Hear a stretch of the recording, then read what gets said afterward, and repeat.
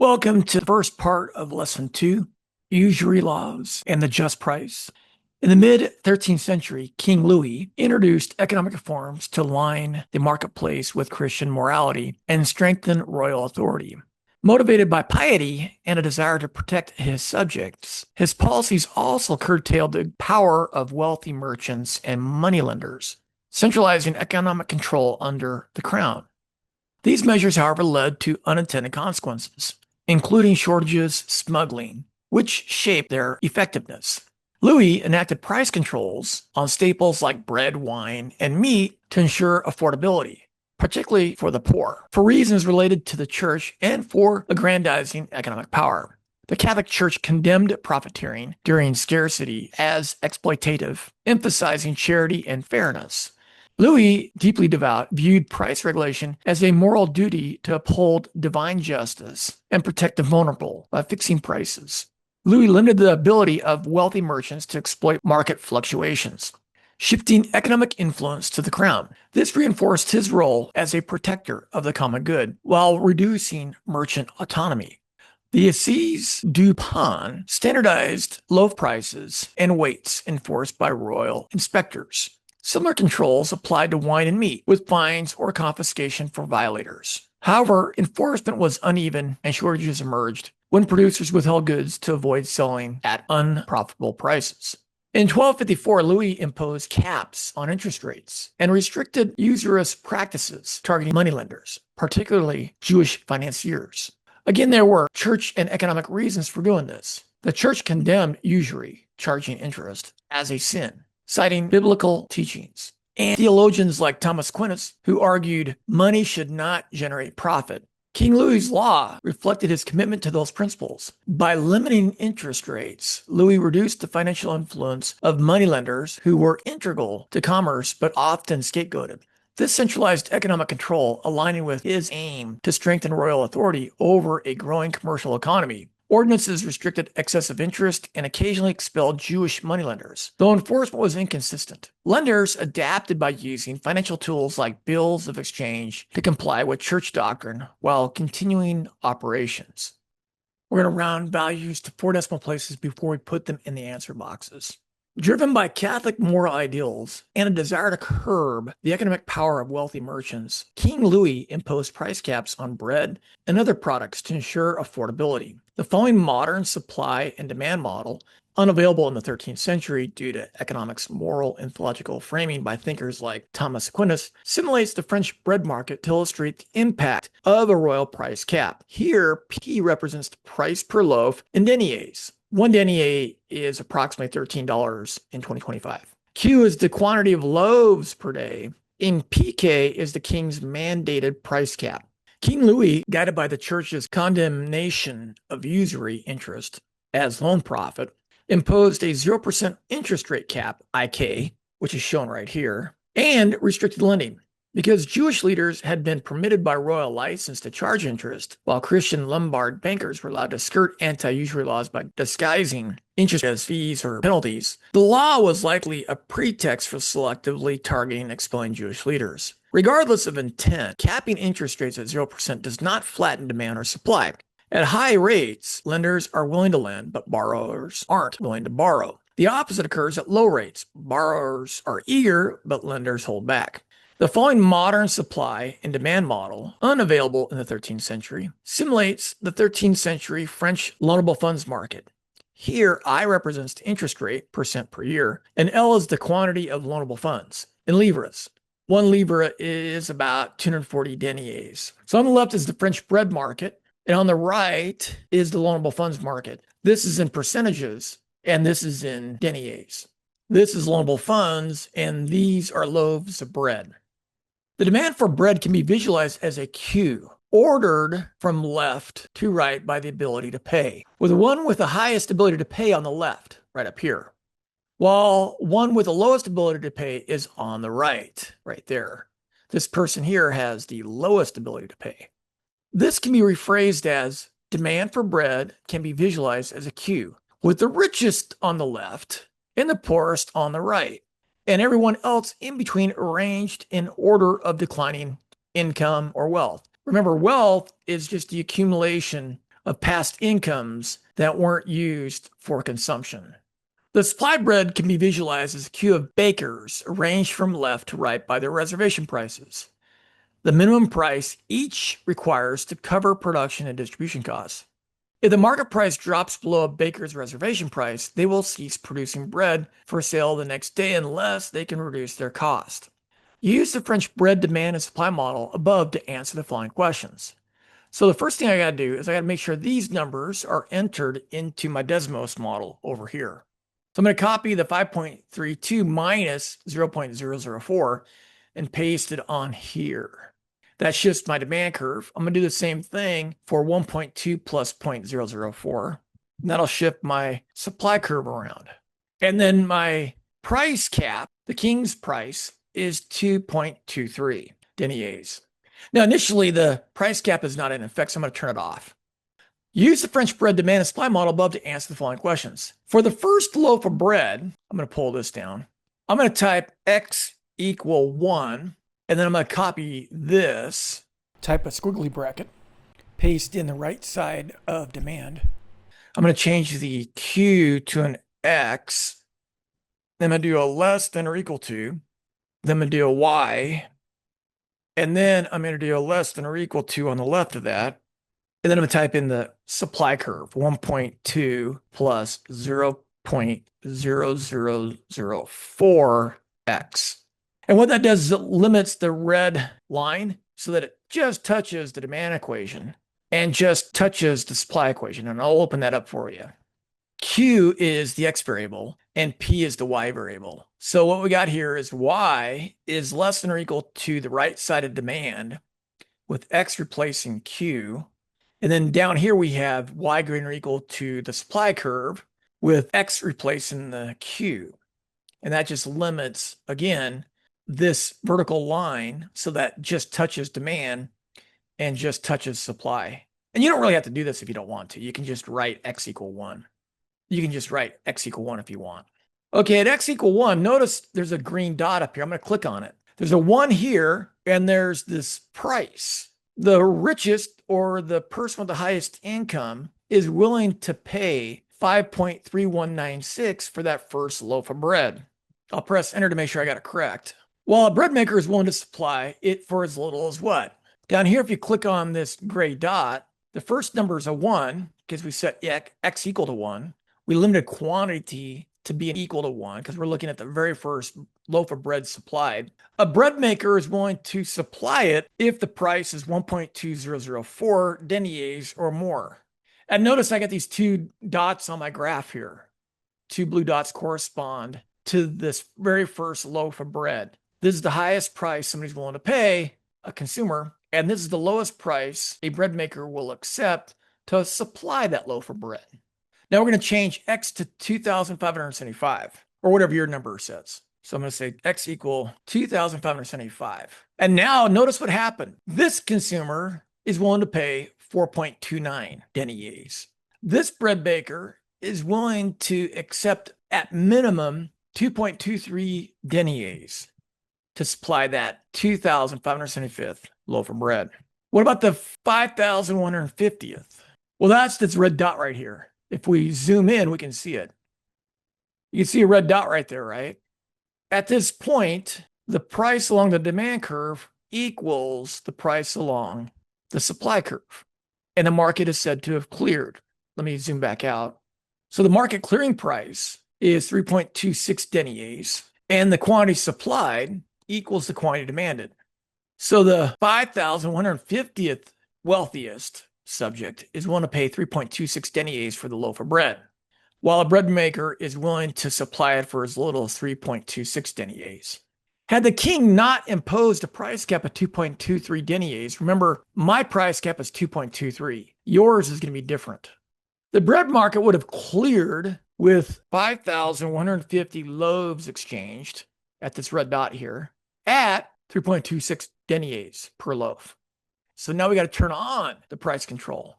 I'll change this color to red. The way this works is if the demand curve's intercept was, say, 2.5, the equilibrium price is below the king's price.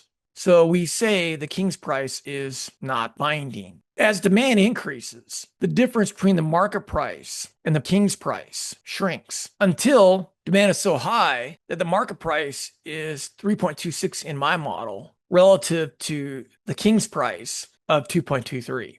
Now the king's price is binding. The number of loaves supplied is along the supply curve. It is determined by the king's price intersecting the supply curve. At the king's price of 2.23, only 2,575 loaves are supplied. Meanwhile, for a lot of people, the market price is really expensive. Let me turn it off. If the king hadn't capped the price, then only the demanders that populate the demand curve, from the wealthiest or the one with the highest income to this person here, only these people would be able to buy bread because they're willing or able to pay 3.26 or higher. Nobody along the demand curve from just under that price, like for example, the 5,151st buyer of bread, the most they'd be willing to pay is below the market price. So they wouldn't buy bread. Nobody along the demand curve can afford or has the ability to buy bread. So all these people are out of luck. They can't buy bread. So the purpose of this law is to make it so that bread is affordable. And all these people along the demand curve here are able to afford bread at the king's price, which in my model is 223. So the idea is to make bread more affordable. However, because the king is ignoring the cost of producing that bread, what ends up happening is the bread suppliers that are supplying the bread from this point to that point, they all drop out. Because at this price of 223, that's the highest that can be charged for the bread. All the bread suppliers that populate the supply curve to the equilibrium, they lose money on the king's price. So they drop out of the market. And so what we have here, we have fewer suppliers supplying the bread, and they're only going to supply that much bread. Meanwhile, which we have already answered over here. Meanwhile, at the higher price, the number of people who are able to pay the market price was only 5,180. At this low king price, 7,725 people in the kingdom can afford to pay the king's price of 2.23 deniers.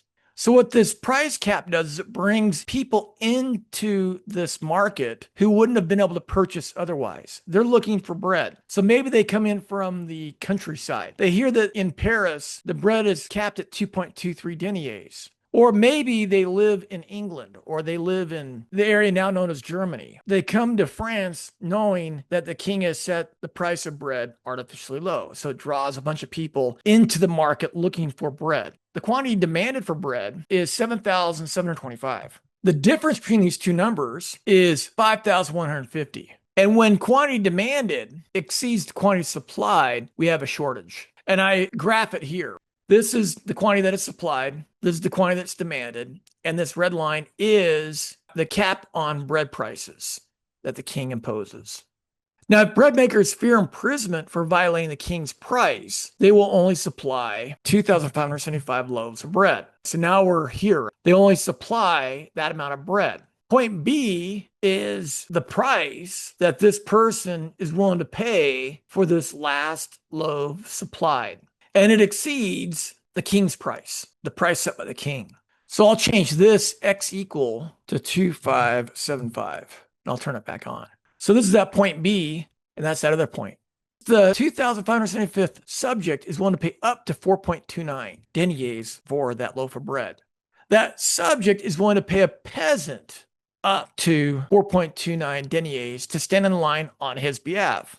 This results in a black market price of 4.29 deniers and a shortage, which was equal to the difference in 7,725 and 2,575, 5,150 loaves of bread. So it creates a black market.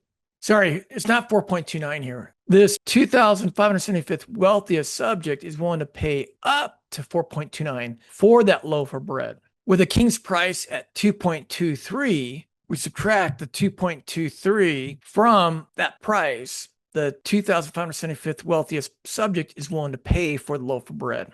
So this is how much they're willing to pay, and this is what it costs. So what they do is they give the difference to a poor person. The poor person earns 2.06 deniers as the laborer for standing in the line to buy this person a loaf of bread. So let's fix that, 2.06. This illustrates why it's important to have a second attempt at each of these answer boxes. If news of the black market weakens fear of punishment, some bread makers will supply more, increasing legal sales to the market clearing quantity of 5,150 loaves. So quantity will increase to 5,150. Now we're at the equilibrium here, where the market price is 3.26. Those extra loaves will sell for 3.26 deniers each. Now we're at this point here. This represents the quantity supplied if there's no fear for selling bread above the king's price. This is the quantity that is supplied. Now, because the king's price is still in place, there's a bunch of people in the economy that are looking for bread at that price. So this blue dot here corresponds to the quantity demanded at the king's price. And this dot here represents the black market price and quantity. All the sales are taking place in the black market, where demand meets supply. The black market price is 3.26 and 5,150 loaves are sold on the black market. So all these people from here to here are able to buy bread in the black market at 3.26 deniers per loaf. 5,150 loaves are demanded and supplied. However, the king's price down here of 2.23 is still in effect. So the quantity demanded is still 7,725. The number of people that want bread is 7,725. However, 5,150 loaves are being supplied in the black market.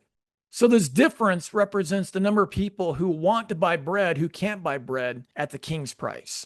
These people are buying at the black market price. This is the total number of people looking to buy bread. These have purchased bread. The difference is the number of people who are unable to purchase bread. So the shortage is 2,575. So in the legal market, 0 loaves are being supplied, while overall demand remains at 7,725 loaves at the king's price of 2.23 deniers. This yields a black market price of 3.26 and a smaller shortage of 2,575. So in summary, when bread makers know they won't be prosecuted for selling in the black market, no sales occur in the legal market, because in the legal market, the price is 2.23. So all the sales occur in the black market, where demand meets supply at 3.26 deniers and 5,150 loaves of bread. Again, all these people along the demand curve were able to buy a loaf of bread at that market price at 3.26. So the quantity of bread supplied in the black market or the legal market is 5,150. Their overall demand is 7,725. So the shortage is the difference in this quantity here and that quantity there. That difference, 2,575, are the number of people who can't buy bread, because no supplier is going to sell it at the king's price of 223 when they can sell it on the black market for 326. In the loanable funds market, let me go ahead and open up this loanable funds market. I'll put it over here. And then I'll modify it so that it matches our model. And then the price cap is 0. I'm going to change it to red, and then I'll turn it off. The demand curve can be visualized as a queue of borrowers arranged from left, right here, to right, to here, by the riskiness of their investment projects. On the left are borrowers with the lowest risk, high return projects. Those types of projects are in high demand. And on the right are those with riskier, more speculative ventures.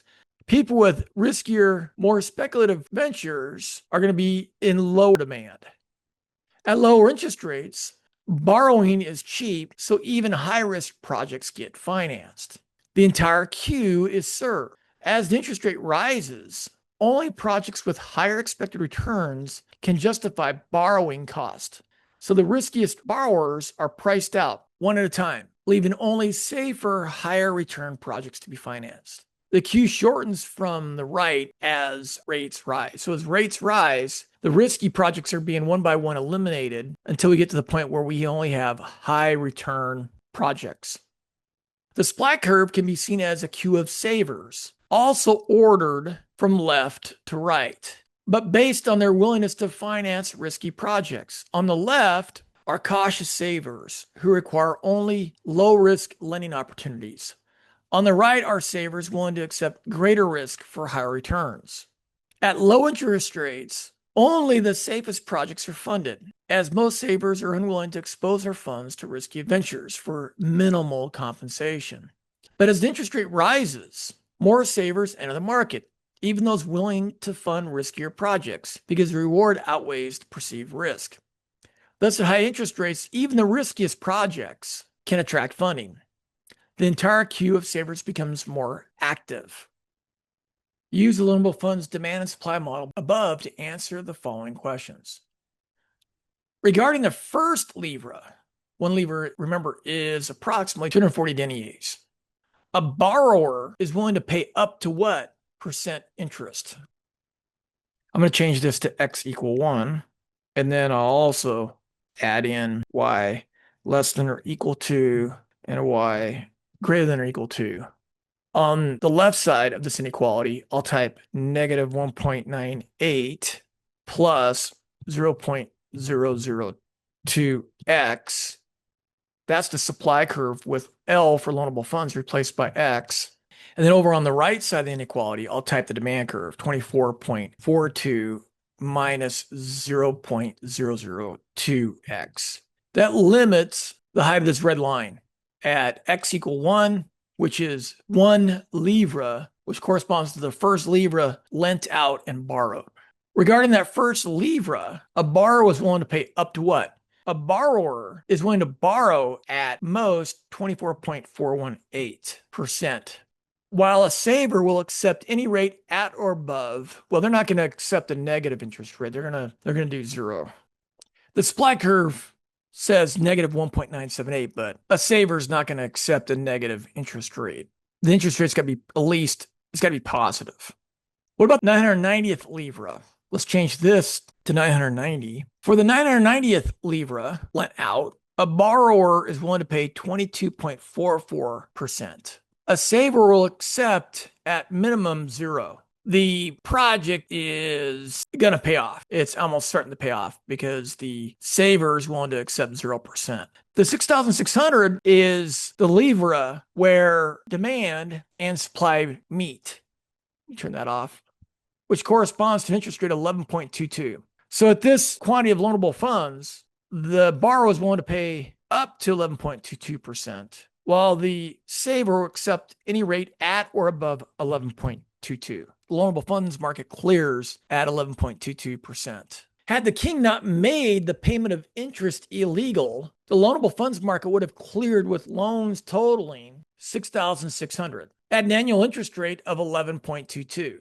Instead, by capping interest rates at 0%, which I'm going to put into effect by turning this line on, instead, by capping interest rates at 0%, the king causes total loan supply to fall to what? This is the supply curve. And at the king's interest rate of 0%, only 990 livra are lent out, while the total demand for loanable funds is 12,210. And I'm going to press enter to check my work.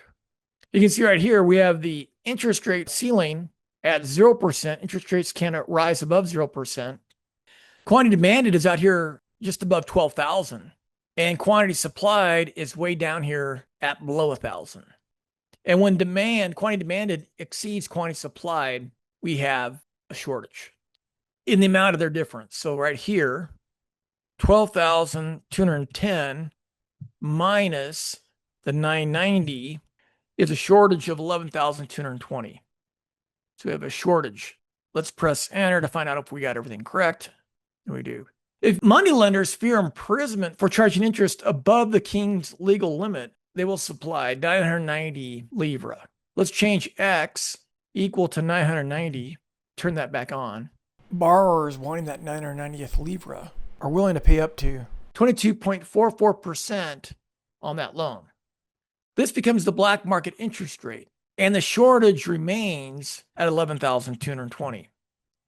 This is the quantity of loanable funds supplied. On the black market, the lender's charging that interest rate, but it's telling the king that he's only charging 0%. This difference can be in the form of a fee.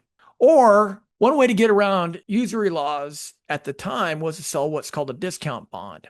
Today, a discount bond is one without periodic payments. And usually discount bonds are like a 30-day, 60-day, or 90-day treasury bill. Those don't include coupon payments because they come from this period of time where you would buy a bond from somebody for like, say, $90. And then in a year's time, the person you bought it from would give you back $100, which is called the face value of the bond. But if you borrow 90 today and pay back 100 in the future, although technically you're not paying interest, you can compute an interest rate. If you borrow 90 from somebody today and they pay you back $100 in a year, the interest rate is 11.11%. So this is one way they got around that at the time. If 990 livre lent out and the interest rate charged is this percentage, 22.44, you can actually find out how much the person is going to pay you back in the future. And the way you do that is you just solve this equation for X. I'm going to divide both sides by 100. Then I'm going to multiply both sides by 990. So 100 divided by 100 is 1. 990 divided by 990 is 1. So on the left, we're left with this. And then it's just a matter of adding 990 to both sides. I'm going to replace X with that value. And then I can delete the equal sign there. And you can see that the interest rate is what? 22.44, that amount. So the way this works is somebody with 990 today can give it to somebody else. They can lend it to them. They can save it, lend it. A saver is a lender. They can lend this 990 to somebody, and then that person will pay back 1,212.15. No interest was technically charged, but if this is a 1-year agreement, the annual interest rate would be 22.44. And that's how people got around this. People are very smart. That's where discount bonds come from. Oh, that should be 22.44.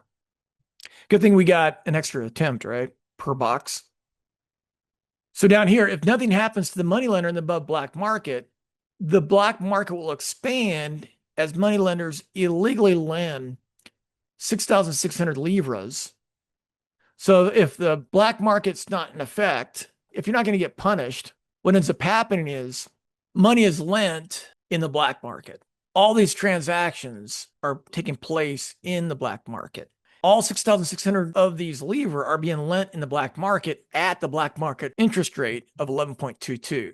That's all happening in the black market. In the formal market, where lenders are required to charge 0%, nothing's being lent in that market because the interest rate is 0%. So nobody's going to lend in that market. They're all out in the black market earning 11.22%. But loan demand is still what? We still have a legal market that the highest interest rate lenders can charge is 0%. What ends up happening? People within the kingdom, people outside the kingdom want to borrow at that 0% interest rate. And they want to borrow a total of 12,210 at that interest rate. So loan demand is still a total of 12,200. The people willing to lend the 990 at 0, they're lending the 990 up here in the black market at 11.22. So no loan supply is happening officially. It's all black market loans. This results in a black market interest rate of 11.22 and a shortage that is equal to what? Total loan demand, legal or illegal, is 12,210. In this particular black market, under this level of enforcement, 6,600 are being accommodated at 11.22%. So I got to change this to 6,600. The shortage in the loanable funds market shrinks to 5,610.